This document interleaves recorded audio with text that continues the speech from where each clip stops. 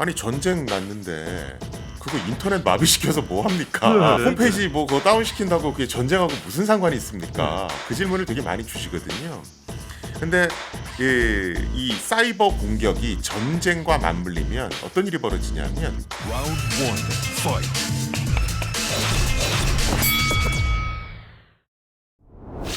안녕하세요. 박종원의 경제한방입니다. 지금 러시아 우크라이나전 같은 경우는 뭐 탱크와 제블린 미사일이 오가는 그런 전쟁이기도 하지만 또 하나는 바로 사이버 전쟁 또는 정보전이라고도 하죠. 그런 전쟁도 굉장히 치열한데요. 심지어 두 나라 사이는 물론 뭐 전 세계 해커들이 가세하는 모습이 과거의 전쟁 어떤 것과도 좀 달라진 모습이라고 할 수 있는데요.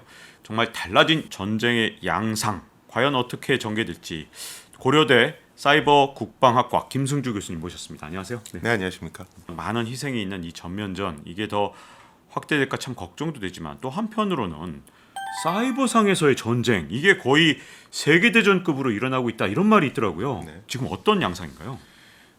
사실은 이번에 이제 러시아 우크라이나 전 때문에 사이버전이 주목을 많이 받고 있죠. 근데 이 사이버전은 전쟁이 발발할 때만 일어나는 건 아니고요. 사실은 전쟁이 개시되기 전에 그때도 굉장히 많이 일어납니다. 보통 전쟁이 개시되기 전에 일어나는 사이버 공격은 뭐 정보를 탈취하는 것 이런 것들 위주 또는 뭐 인터넷 뱅킹을 해킹해서 뭐 돈을 끌어모은다든가 이런 쪽으로 해서 사이버 공격이 많이 일어나고요. 그다음에 이제 사이버전이 본격적으로 전쟁에 활용되기 시작하면 뭐 여론 선동이라든가 아니면 뭐 내부 정보가 외부로 나가는 걸 차단한다든가 뭐 이런 식의 공격이 벌어지게 됩니다. 자 그러면 우리가 이제 사이버 전쟁하면 주요 사이트 해킹을 한다든가 디도스 공격 디도스라는 용어 진짜 과거에 정말 많이 들어봤었는데 러시아가 우크라이나를 전면 침공하기 전인 지난달 24일 같은 경우에 지상군이 가기도 전에 러시아가 한 것으로 추정되는 그런 사이버 공격이 있었다. 우크라이나의 국가기관, 금융기관에 디도스 공격이 있었다. 이런 얘기가 있었는데 실제로 이 러시아 공격이었던 게 맞나요? 어떻게 보십니까? 사실은 공식적으로 확인이 되진 않았죠. 공식적으로 확인되진 않았는데 뭐 과거에도 러시아가 사이버 공격을 많이 활용을 했었고 또 이번에도 그 패턴이 비슷한 걸로 봐서 러시아인 것 같다. 이렇게 지금 얘기가 나오고 있고요. 사실은 이번 전쟁 전에도 우크라이나에 대규모 정전이 있었죠. 네. 근데 그때도 러시아가 사이버 공격을 감행해서 대규모 정전을 불러왔다. 이렇게 추정되고 있습니다. 근데 전쟁 전에 이렇게 국가기관이나 뭐 금융기관을 디도스 공격하면 러시아는 뭘 노리고 뭐 어떤 이점을 누리기 위해서인가요? 사실은 이 얘기를 되게 많이 하세요. 그러니까 제가 어디 가서 강연하거나 이러면 아니 전쟁 났는데 그거 인터넷 마비시켜서 뭐 합니까? 네, 전쟁이 더 큰 네, 건데. 홈페이지 뭐 그거 다운시킨다고 그게 전쟁하고 무슨 상관이 있습니까? 그 질문을 되게 많이 주시거든요. 근데 이 사이버 공격이 전쟁과 맞물리면 어떤 일이 벌어지냐면 일단은 러시아가 우크라이나든 옛날에 뭐 조지아든 뭐 크림반도 합병했을 때 일어난 공격이든 간에 일단 사이버 공격을 통해서 내부의 가짜 뉴스를 퍼뜨립니다. 그게 크군요. 그렇죠? 그래서 막 분열을 일으키죠. 그런데 이 분열을 일으키려면 외부로부터의 정보를 차단시켜야 되거든요. 그렇죠? 왜냐하면 인터넷 검색해 보면 금방 아니까. 네. 그렇죠? 그래서 내부의 가짜 뉴스를 퍼뜨리는 것과 동시에 인터넷을 마비시켜서 외부의 정보를 안으로 못 갖고 들어오게 하는 겁니다. 네. 그다음에 거꾸로 안에 있는 상황도 밖으로 알리지 못하게 해서 밖에서도 이제 어떤 이게 진짜 뉴스인지 가짜 뉴스인지 예를 들어서 우크라이나 대통령이 도망갔다. 그럼 진짜 도망간 건지 아닌지 이런 것들이 확인이 안 되도록 하는 거죠. 네. 그렇게 함으로써 내부 분열을 조장시키고 싸울 의지 자체를 꺾어버리는 겁니다. 그 상황에서 이제 물리적으로 군대를 투입하면 우리 군의 피해를 최소화시키면서 어떤 효과적으로 전쟁에 승리를 할 수 있죠. 야, 이게 고도의 심리전까지 동반한 거군요. 자, 그러면 원래 구소련 이런 데서는 정말 뭐 심리전도 굉장히 잘했고 네. 그다음에 러시아에서는 뭐 딴 거보다도 사이버전은 진짜 잘한다라는 평가를 받아왔는데 이번에 젤렌스키 대통령이 초반에 도망갔다. 러시아에서 그런 소문 퍼뜨렸을 때 젤렌스키 대통령이 딱 나타나서 봐라 나 있다. 네. 지금 나 여기서 지금 키이우 지키고 있다니까. 이걸 딱 건재한 모습 보여줘서 우크라이나 국민들한테 굉장히 큰 영향을 준 것 같은데 이번에는 그러면 러시아가 사이버전을 과거만큼 잘하고 있지 못하다. 그러니까 어떻게 보면 우크라이나가 잘 막아내고 있다. 또 이렇게 볼 수도 있는 건가요? 그러니까 우크라이나가 잘 막아내고 있다라기보다는 시대가 좀 바뀌었습니다. 처음에 인터넷이 마비가 됐죠. 그리고선 초반에는 내부 정보를 제대로 알 수가 없었거든요. 그리고 우크라이나 내부 사람들도 도대체 이게 전쟁이 이기고 있는 건지 뭐 지고 있는 건지 대통령이 어떻게 된 건지 제대로 몰랐죠. 그러다가 이 우크라이나 대통령이 그 일론 머스크한테 요청을 합니다. 그 위성 통신을 지원하는 스타링크를 좀 쓰게 해달라. 그거 진짜 깜짝 놀랄 뉴스였습니다. 그렇죠. 네. 그래서 그걸 통해서 인터넷을 쓰게 한 겁니다. 그래서 사실은 과거와 같은 공격이 잘 안 먹혔죠. 네. 그러다 보니까 이제 공격 대상을 그 스타링크 위성으로 바꿉니다. 네. 그래서 일론 머스크가 우리 위성들이 공격을 받고 있다. 이렇게 인터넷에 알려서 또 화제가 됐기도 했죠. 자, 이런 일론 머스크나 또는 뭐 구글이라든가 뭐 구글의 자회사인 유튜브라든가 이런 어떻게 보면 빅테크 기업들도 결국은 사이버전에 참전을 하고 있다. 이렇게 볼 수도 있는 건가요? 지원 사격을 하고 있다라고 봐야죠. 그 진짜 도움이 되고 있습니까? 지금 우크라이나에? 뭐 이번처럼 인터넷이 이제 마비가 돼도 다르게 어떤 정보를 알릴 수 있는 통로를 마련해 준 걸로 봐서 도움이 됐다고 봐야 될 것 같고요. 또 뭐 유튜브라든가 이런 것들을 통해서도 적극적으로 어떤 정보를 알릴 수 있게끔 됐고 또 요새 잘 보시면 저 SNS들이 네. 가짜 뉴스를 걸러내는데 굉장히 적극적으로 움직입니다. 그래서 이런 모든 것들이 일단은 도움이 되고 있다라고 보시면 될 것 같고요. 네. 사실은 이런 기술들은 이런 테크 기업들만 연구하는 건 아닙니다. 예전에 미국 국방부도 뭐 섀도우 인터넷 뭐 이래서 그 언론을 차단하는 나라들이 있죠. 뭐 북한, 뭐 중국 뭐 이런데 그런 데에 어떤 섀도우 인터넷 기술을 통해서 인터넷을 쓸 수 있게끔 하겠다. 그래서 내부의 사람들이 밖의 정보를 쉽게 얻을 수 있게끔 하겠다. 이런 기술들을 연구했거든요. 네. 그래서 스타링크도 그런 것의 일환이라고 보시면 될 것 같고요. 또 외국에서는 어떤 것도 연구되냐면 트위터 상에서 정보가 쫙 퍼져가면 이 정보의 근원지가 어디냐. 이런 것들을 분석하는 연구들도 합니다. 네. 그래서 가짜 뉴스 뭐 이런 것들을 이제 파악해내는 그런 연구를 하는 거죠. 근데 이제 우리나라 같은 경우는 이제 이런 연구를 하는 게 쉽지가 않죠. 이걸 이제 하려고 그러면 네. 이거 언론 사찰하려고 그러는 거 아니냐, 인터넷 사찰하려고 그러는 거 아니냐. 또 그런 이런 오해를 이제 받을 수 그렇죠. 있군요. 그러다 보니까 이제 우리나라에서는 이런 연구가 좀 덜한데 네. 외국은 인터넷에서 가짜 뉴스와 진짜 뉴스를 가려내는 것. 또 요새는 딥 페이크라고 그래서 네. 인공지능을 이용해서 막 저 영상을 조작하지 않습니까? 봤습니다. 진짜 같은 것들 영상이 정말 많더라고요. 예를 들어서 오바마 대통령이다. 그런데 알고 보니까 가짜거나 맞습니다. 이런 맞습니다. 거. 그래서 구글 같은 데는 그래 인공지능을 이용해서 가짜 뉴스용 영상을 만들면 네. 우리가 인공지능을 이용해서 그걸 가려내는 기술을 또 만들게. 네. 그래서 그런 쪽의 연구도 하고 있습니다. 아니 이게 뭐 여러 가지 가짜 뉴스도 좀 찾아내고 요즘에 딥페이크 기술이 워낙 발달하고 있는데다가 온갖 여러 가지 정보전 같은 게 있다면 여기에 대한 대비도 좀 있어야 되지 않나 하는 생각이 좀 드는데 이번에 그러지 않아도 이 우크라이나 침공에 대해서 이런 용어가 많이 쓰이더라고요. 하이브리드 전쟁이다. 네네. 그러면 사이버전하고 하이브리드전 이게 또 어떻게 접근이 다른 건가요? 그러니까 사이버전은 말 그대로 해킹 공격을 통해서 뭐 어떤 일들을 벌이는 거죠. 인터넷을 마비시킨다든가 정보를 탈취한다든가 기타 등등. 근데 하이브리드전은 기존의 물리적인 전투에 다른 요소들을 결합시키는 겁니다. 네. 이건 사이버전이 될 수도 있고 다른 것이 될 수도 있죠. 그래서 기존의 재래식 전투에 어떤 해킹을 이용한 사이버전을 결합시킨 것, 이걸 이제 하이브리드 전이다. 이렇게 보시면 될 것 같아요. 네. 그래서 아까 제가 잠깐 말씀드렸지만 초반에는 사이버 공격을 통해서 여론을 분열시키고 정보가 소통되는 걸 차단하고 그렇게 해서 내부적으로 붕괴되게끔 유도한 다음에 최소의 어떤 물리적 군사력을 가지고 상대편을 굴복시킨다. 그래서 우리의 피해를 최소화시킨다. 네. 이렇게 보시면 될 것 같습니다. 자 그러면 이 첨단 정보통신 기술, 뭐 ICT 기술이라는 이런 기술들 이런 사이버 공격이 새로운 공격의 어떤 전환 전력으로 자리 잡은 시기 언제부터로 좀 찾아보면 될까요?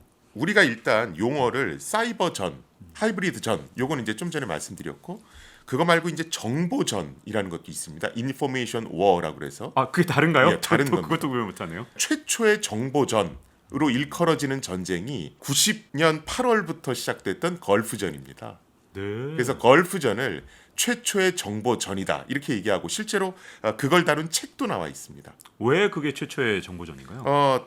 걸프전은 잘 보시면 최초로 전쟁을 텔레비전에서 중계를 했습니다. 아 그러네요. 기억납니다. 그렇죠. 네. 그래서 항공모함은 밖에 있고 그냥 군인들이 들어가는 게 아니라 유도 미사일 같은 것만 계속 가서 목표물을 타격했거든요. 네, 정말 놀랐어요. 다 보는 데서 딱 그렇죠. 그렇게 그래서 그걸 내리면서. 뭐 외국 방송에서는 계속 내보냈었죠. 네.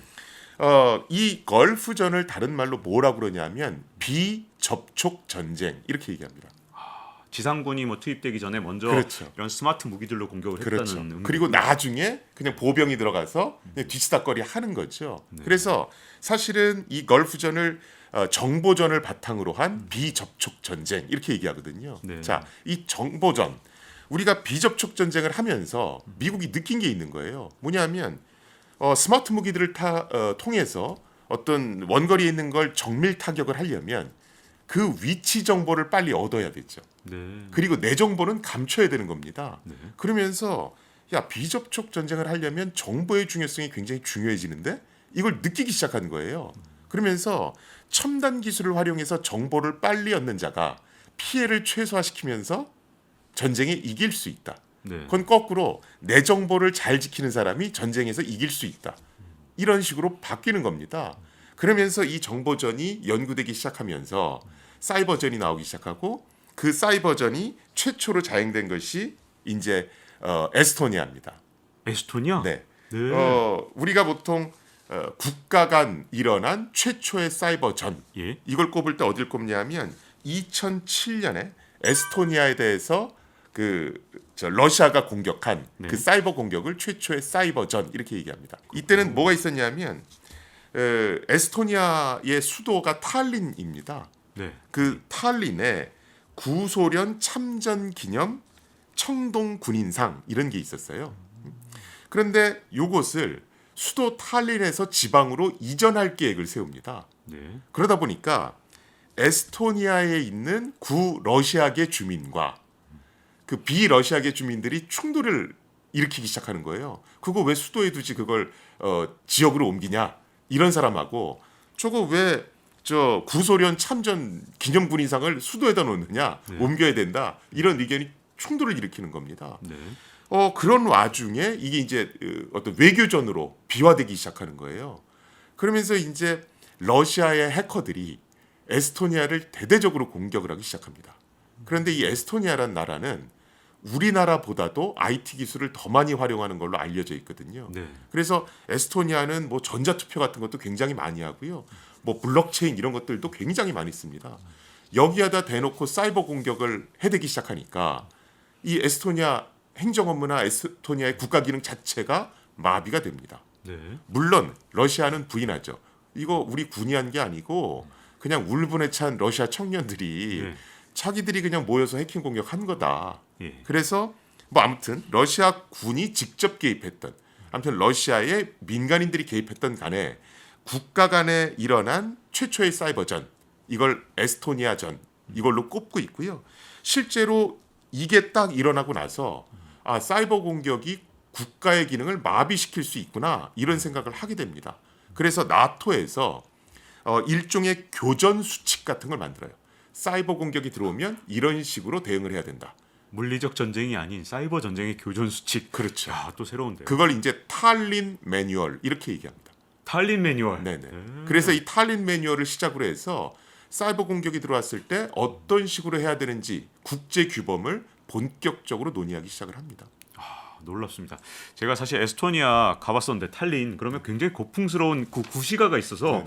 일종의 관광지 이런 정도만 생각했는데 이게 ICT 기술이 여기가 엄청나게 발달했다는 얘기 듣고 정말 깜짝 놀랐었거든요. 인구도 얼마 없는데.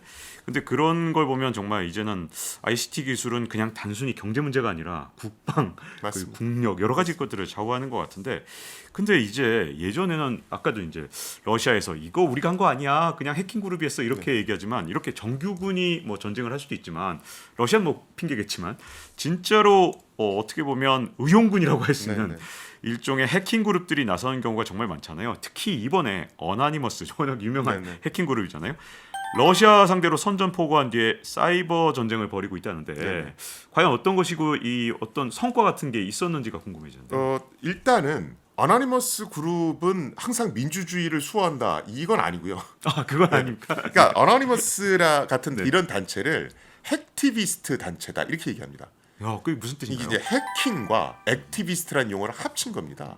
그래서 해킹을 통한 행동주의자들. 네, 그래서 이 어너니머스라는 단체는 인터넷은 자유로운 공간이다. 이런 어떤 철학을 갖고 있습니다. 네, 그래서 그런 어떤 자유로운 의사가 표방돼야 되는 그런 인터넷을 막는다거나 네. 이렇게 제재하는 그런 어떤 행위를 보는 단체나 국가는 무조건 공격을 합니다. 그래서 사실은 이 어너니머스라고 하는 이 해킹 집단이 유명해졌던 것이 예전에 그 위키릭스라고 하는 사이트가 네. 있죠. 지금도 네. 뭐 돌아가고 있습니다만. 네, 유명하죠. 예, 그 위키릭스라는 사이트가 정부의 비밀 문서 같은 것을 빼다가 공개하는 그런 사이트거든요. 네. 그리고 이 위키릭스라는 사이트는 기부금을 받아서 운영을 합니다. 그런데 미국에서 대규모 기밀 자료가 유출이 됐었고 네. 그게 위키릭스를 통해서 공개가 돼버렸거든요. 그때 미국 정부가 줄리안 어센지를 굉장히 압박을 했죠. 네, 어센지 참 과거에 많이 듣던 이름인데 그쵸. 요즘 최근에 언론에 잘 등장 안 하시네요, 그렇죠. 이분이. 그런데 그러면서 신용카드사를 압박하기 시작합니다. 네. 저 위키릭스에 기부금이 못 가도록 하라. 아. 그래서 그때 뭐 마스터카드, 비자, 페이팔 이런 데가 위키릭스에 우리의 어떤 지불 수단을 이용해서 기부금을 보내는 행위 이걸 다 막아버리겠다라고 얘기했거든요. 어너니머스가 바로 이 카드사와 페이팔을 공격하기 시작했습니다. 네. 그래서 어너니머스는 어떤 자유로움에 반하는 그런 것은 다 해킹을 한다라고 보시면 되고요. 네. 이번에 이제 우크라이나나 어떤 러시아 전과 같이 어떤 그냥 의미 없이 이렇게 공격을 먼저 한다든가 이런 것들도 평화를 해치는 행위다라고 규정해서 또 공격을 합니다. 네. 우리나라도 공격했던 적이 있고. 제가 이제 궁금해지는 건 이런 겁니다. 우크라이나가 이렇게 정말 어떻게 보면 러시아에게 선전하는 모습이 진짜 있는 건지 아니면 그게 약간 우리가 우크라이나 언론이나 아니면 서방 언론에 의해서 자꾸 이기는 쪽만 자꾸만 보여줘서 그런 건지 지금 실제로 사이버전의 전황은 어떻게 돌아가는지가 약간 궁금해지거든요. 사실은 사이버전의 전황이라는 것 자체가 뭐 나중에 전쟁이 다 끝난 다음에 면밀히 분석해야 이게 어떻다 이렇게 결과가 나올 겁니다. 근데 저는 이게 좀 의미가 있는 것 같다. 우크라이나가 그렇게 무기력하게 당하는 것 같진 않다. 저는 그렇게 생각하는 것이 옛날에는 사실은 우크라이나 쪽 얘기는 거의 안 나왔거든요. 아, 그렇죠. 네, 그렇죠? 맞습니다. 네. 뭐 러시아가 어떻게 진격한다, 뭐한다 이런 얘기만 있었는데 네. 지금은 우크라이나가 러시아의 탱크를 뭐 공격하는 장면도 나오고 네. 여러 가지 선전하고 있는 내용들이 어떤 방송을 통해서 뭐 우리나라라든가 아니면 미국이나 다른 나라에 알려지고 있단 말이죠. 그래서 저는 내부에서 있는 어떤 여러 가지 사항들이 밖에 충분히 도달하는 걸로 봐서 여러 가지 어떤 통신 메커니즘이나 이런 게 완전히 마비되지 않고 어느 정도 제대로 돌아가고 있구나. 그런 면에서 봤을 때 우크라이나가 선방하고 있구나. 저는 그렇게 보고 있고요. 또 거꾸로 이런 어너니머스나 이런 그룹들은 러시아를 공격해서 러시아에다가 또 제대로 된 정보를 주입하는 이런 공격들도 또 많이 합니다. 네. 그래서 러시아의 어떤 내부에서는 러시아가 공격하는 게 아니고 우크라이나가 공격했다고 알고 있다고 그러거든요. 네. 그러니까 러시아에 있는 많은 주민들은 사실은 공영방송을 많이 봅니다. 인터넷 네. 방송이나 이런 것보다는. 근데 그 공영방송에서는 우크라이나가 우리를 공격했기 때문에 우리가 대항하는 거다. 정말 이렇게 그렇게- 이제 보도가 나갔었단 말이죠. 네, 황당한데요. 그런데 인터넷에서 정보를 취할 수 있는 소수 젊은이들은 그게 아니라는 걸 알거든요. 그러니까 이제 막 시위도 하고 뭐 이러는 거죠. 그래서 이제 이런 어너니머스나 이런 단체들이 조금 더 적극적으로 밖에 있는 정보를 러시아 내부로도 넣어 보내는 그런 어떤 액션도 취하고 있고요. 그런 여러 가지를 봤을 때 우크라이나든 뭐 어너니머스든 꽤 선전하고 있지 않는가 저는 그렇게 생각합니다. 이번에 이제 러시아의 우크라이나 침공을 보면서 이제 많은 이제 물리적 전쟁을 다루는 그런 뭐 전문가분들이 보면 뭐 이제는 기계화사단 또는 뭐 자동화 이런 식으로 생각하고 스마트 무기들 이게 중요하다고 생각했는데 이번에 탱크를 막 제블린이나 이런 미사일로 충분히 제압하는 모습들을 많이 보니까 야 이거 전쟁에 대해서 우리가 좀 다시 생각해야겠다. 진짜 많은 충격들을 준 걸로 알고 있는데요. 이것 때문에 연구하게 되는 것들이 좀 있을 것 같은데 어떤 측면에서 가장 좀 이번에 변화를 좀 줬을까요? 지금 사이버전이 굉장히 빠르게 진화하고 있습니다. 네. 자, 현재 일어나고 있는 하이브리드전, 사이버전은 그냥 네트워크를 마비시키고 가짜 뉴스를 퍼뜨리고 이렇게 인터넷을 교란을 시키는 겁니다. 이게 이제 현재 이루어지고 있는 거고요. 미국 같은 경우에 2015년부터 모든 첨단 무기 체계를 해킹에 안전한지 확인하라. 이런 지시가 떨어졌습니다. 그래서 옛날에는 군에 들어오는 어떤 전산 시스템, 컴퓨터 시스템에 대해서만 이게 해킹에 안전한지를 심사를 했거든요.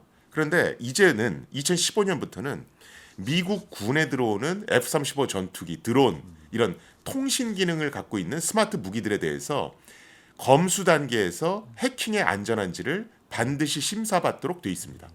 그렇지 않으면 그게 무기화 자체가 안 되게 돼 있고요.